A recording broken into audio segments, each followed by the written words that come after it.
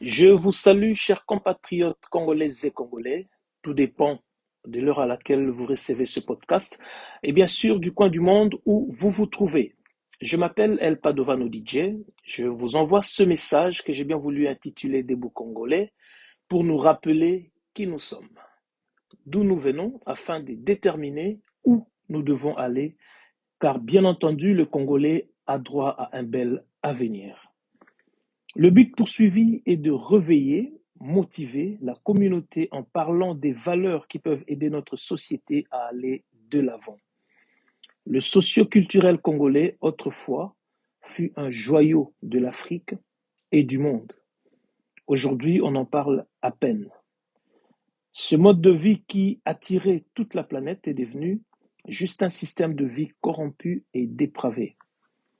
Le Congo a tellement perdu. Il est temps, chers compatriotes, de redorer le blason de notre communauté. Il est temps de combattre ces virus qui empoisonnent notre peuple. Il est temps que le Congolais se remette debout, vraiment debout, en toute fierté, en toute sérénité, et ce, sur tous les plans et domaines. L'objectif que je me suis fixé est que ce message soit une voix, une sonnette d'alarme qui va retentir dans les oreilles de tout Congolais, quel que soit l'endroit où il se trouve sur le globe terrestre.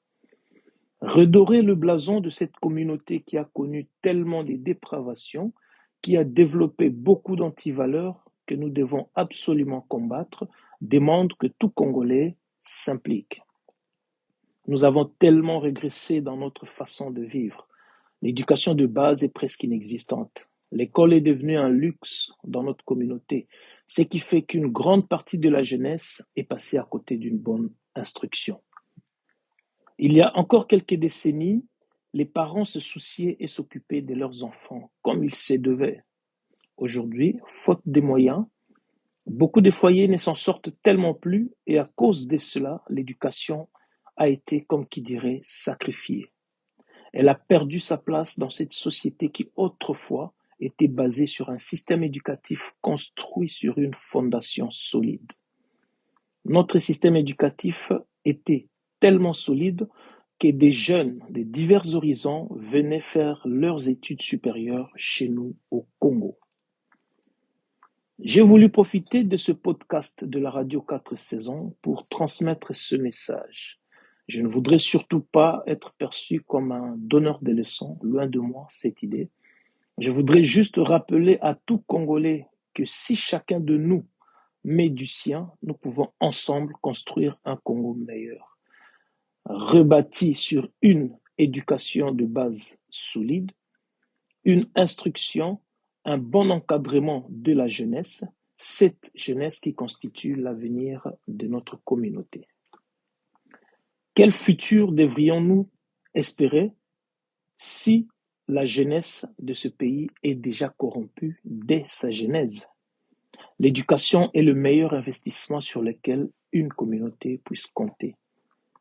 Aux dirigeants de ce majestueux et grand pays qui détient en lui seul un potentiel colossal de développement avec toutes les ressources qu'il détient. Vous, dirigeants qui, du haut de vos tours, prenez des décisions. Vous que nous avons voté pour faire changer les choses. Il est temps de penser à investir sur le long terme pour notre pays en créant des emplois, des vrais emplois, ce qui facilitera la circulation des salaires qui, à leur tour, soutiendront les parents dans leur devoir de faire instruire leurs enfants en les envoyant à l'école dans de bonnes conditions. Ce qui conditionnera chaque enfant à penser à un futur radieux pour sa vie et pour sa communauté. Il est temps de vraiment investir dans les principes essentiels d'une communauté basée sur une bonne éducation. Vous pouvez tellement faire pour ce pays. Revoyez les priorités. Mettez en place des infrastructures qui pourront motiver aussi nos compatriotes qui sont à l'étranger de revenir investir au pays. Donnez cette assurance à nos populations que les choses peuvent aller de mieux en mieux en posant des actes efficaces et visibles. Mettez du sérieux à l'œuvre. Il y a eu tellement de discours, tellement de bonnes paroles, tellement de promesses. Les actes n'ont pas suivi et cela a cassé la confiance, cela a cassé l'attente. Il est temps de remédier à cela. Au peuple, cher peuple congolais, il est temps de changer notre mentalité. Revenons aux sources, reprenons l'esprit du travail, car par le travail, le progrès est assuré. Aiguisons notre mental, redirigeons-le dans la bonne direction, une direction dont nous nous sommes écartés depuis un certain temps. Le plus grand défi de notre communauté se trouve dans le changement de notre mentalité.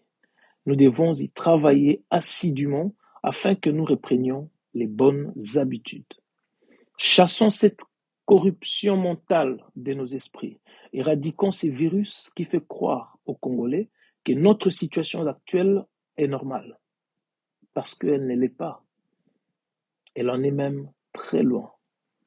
Comme beaucoup de Congolais, je sais qu'un Congo meilleur est encore possible. Un futur qui va encore faire parler du Congo est encore envisageable.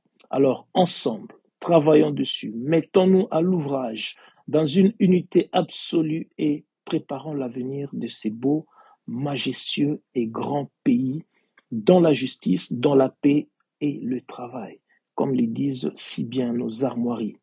Ce qui constitue le premier message que nous présentons au monde. N'est-il pas temps de suivre cela? La communauté congolaise a connu des moments de gloire dans son histoire, des moments de beauté, des moments de paix et de sérénité, des moments que nous pouvons à nouveau vivre et savourer. Nous devons tous y mettre. Il est temps, il est plus que temps de retrousser les manches, mettre la main dans la pâte afin que les Congolais soient à nouveau debout. Ensemble, nous y arriverons. Si tout Congolais décide, comme moi, d'y travailler, certes, cela pourrait prendre du temps. Nous devons prendre le temps qu'il faudra, car notre futur en dépend. Alors, chers compatriotes, chères Congolaises, chers Congolais, pour des jours meilleurs dans un futur radieux, il est temps que l'on se mette vraiment debout, comme le dit notre cher hymne national.